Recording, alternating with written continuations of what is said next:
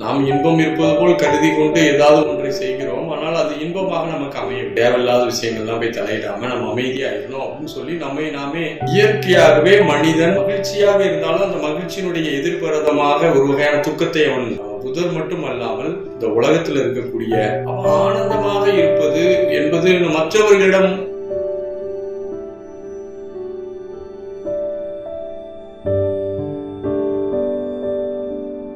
சாதாரண மனிதனுக்கு இருக்கிறது மாதிரி ஒவ்வொரு மனிதனுக்கும் சிலருக்கு பணத்துல ஆசை இருக்கும், சிலருக்கு புகழ்ல ஆசை இருக்கும், சில மனிதர்களுக்கு ஆடம்பரமாக இருப்பதில் ஆசை இருக்கும், சில மனிதர்களுக்கு தன்னை எல்லோரும் மதிக்க வேண்டும் என்ற ஒரு விருப்பம் இருக்கும். ஒவ்வொருத்தருக்கும் ஒவ்வொரு விருப்பம் இருக்கிறது. ஆனால் நமக்கு ஏற்பட்டிருக்க விருப்பத்திற்கும் அந்த விருப்பத்திற்கும் அலாதியான ஒரு வித்தியாசம் இருக்கு. இது நமக்கு ஏற்பட்டிருப்பது ஒரு விருப்பம் அல்ல, இது ஒரு வெறி.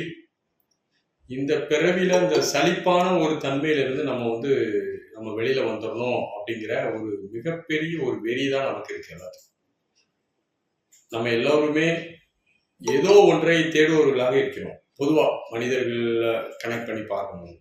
ஆனால் நம்ம தேடக்கூடிய விஷயம் இந்த உடலுக்குள் சிக்கி கொண்டிருக்கின்றோம்.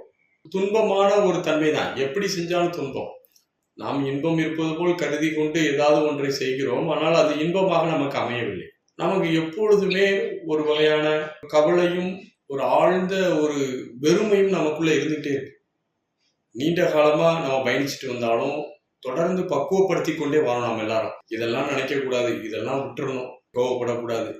இனிமேல் நம்ம அமைதியான ஒரு முறையில போயிடணும்.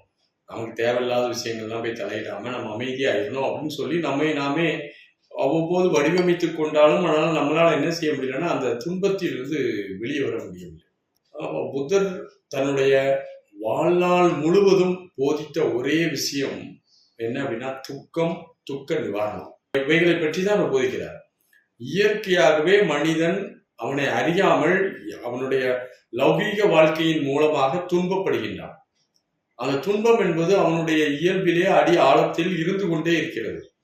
எதை செய்தாலும் ஒரு குறிப்பிட்ட காலத்திற்கு அப்புறம் சலிப்பு.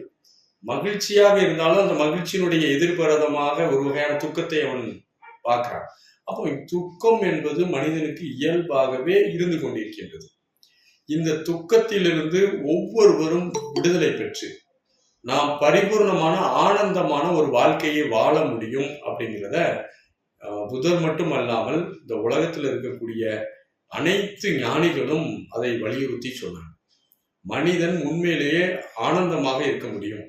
குற்றாலம் ராமகிருஷ்ணா மடத்துல இருக்கக்கூடிய அந்த ஆசிரமத்துல போய் பார்த்தீங்கன்னா அந்த சாமி ஆனந்தமாக இருங்கள் அப்படின்னு பிளெஸிங் பண்ணுவார்.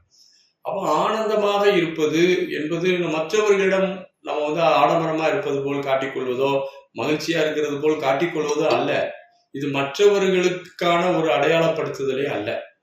சுயமா உங்களுக்குள்ள நீங்க எந்த விதமான ஒரு முரண்பாடும் இல்லாமல் உங்களுக்குள்ள ஒரு தெளிவான ஒரு நீரோடை போல ஆழ்ந்த அமைதியில் நீங்கள் தலைத்திருக்கக்கூடிய ஒரு வேலைதான் அந்த ஆனந்தம் என்கிற விஷயம்.